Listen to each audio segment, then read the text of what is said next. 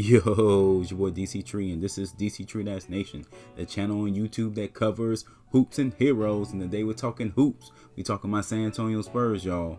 The news has just dropped that D White is getting paid. Okay, 4 years, $73 million. And it got me to thinking, man, I still want him to come off the bench. I think I want him to come off the bench, y'all. I think it makes more sense for him to come off the bench, making $73 million, but he should come off the bench. And I already know what you're going to say. I know people are going to be mad at the title of this video. I know the Derek White fans are going to come for me in the comments, but just hear me out. Hear me out. And I understand Derek White did great in the bubble, yada, yada, yada, but just hear me out.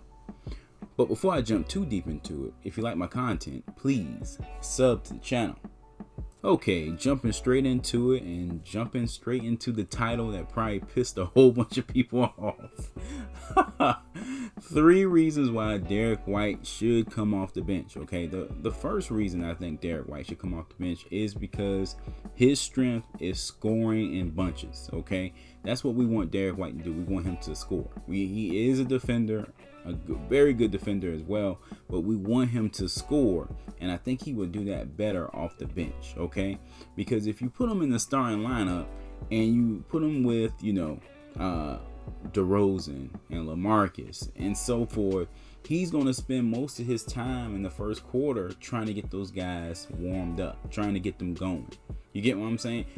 Versus looking for his own shot. Okay, and I feel like if he comes off the bench, then him and Patty Mills can have at it. You get what I'm saying? They can have at it. The offense can run through them.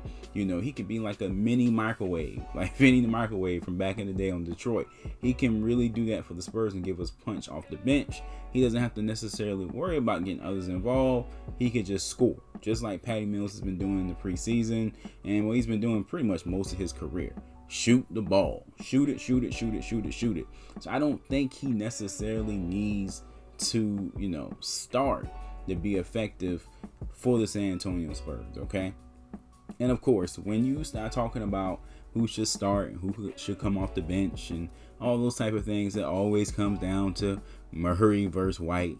I'm so tired of this debate because they're two very different players. Okay. One thing about bringing Murray off the bench is that he's not an offensive player. Okay, so it doesn't necessarily make sense to bring him off the bench when he's not a scorer. Okay, so he has to be on the floor with a DeRozan, with a LaMarcus Aldridge, maybe with a Vassell, these players that can score, because he's not going to do much on the offensive end. Now, with that said, he scores a lot better than we give him credit for.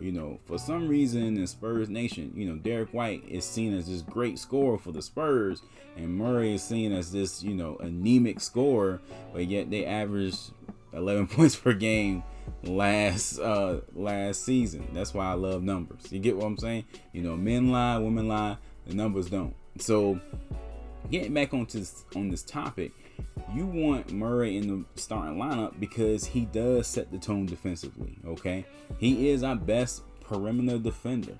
That's going off defensive ratings, another number from last year. Okay, so that's a fact. You can check that. Okay, so he's our best defender, and he's definitely our best rebounding guard. He rebounds the ball at a very high rate, unusually high. Okay, so those are little intangibles that you probably want on the floor with your main scorers, especially someone like DeRozan, who doesn't embody any defense or any really offensive rebounding, anything like that. So that's why it makes sense for Murray to be in the starting lineup. Not necessarily because he's better than White. I'm not even going to get into that debate, who's better and who's worse, but just from an X and O standpoint, you probably want to go with Murray starting, and then it frees up White, to be the scorer that we want him to be. Now, another thing people say was that, well, White doesn't turn the ball over as much as Murray, which is true, but Murray averaged 1.9 turnovers last year. White averaged around like 1.4, so it's still not a huge gap.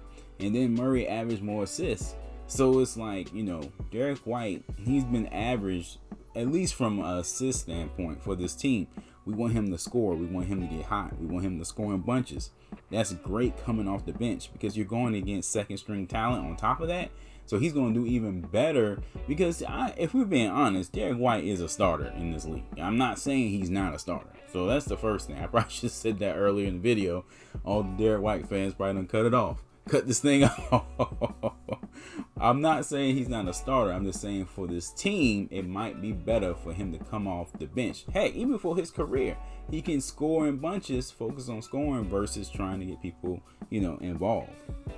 And last but not least, remember, we're dealing with Greg Popovich, and he doesn't necessarily get caught up in who's more talented than this player. He goes with what's best for the team, what's best for the system. And, seeing that D White is a scorer that can get hot, that we need, I can see him doing the Manu Ginobili, technique or, strategy of, putting the more talented player on the bench, and starting someone else, and that's maybe the case here. You get what I'm saying? And we have to give Popovich credit. I mean, it worked. It was very effective. And it didn't affect Manu's game from a standpoint. He still was on the floor in crunch time. He still was able to make big plays. He still was able to become a legend. And don't get me wrong, I'm not comparing D White to Manu Ginobili, but I'm saying that, he can kind of fulfill that role for the team, be that 6th man of the year candidate for the San Antonio Spurs, man. It's not taboo any longer to come off the bench. It's not insulting any longer to come off the bench. It's about strategy, and I think the way this team is constructed right now, it may be the best strategy for D White to come off the bench. Alright guys, that's it for this one. I hope you understand what I'm saying. Let me know in the comment section if you agree or disagree. Check out some other videos I have on the channel, and thanks for watching as usual. Peace.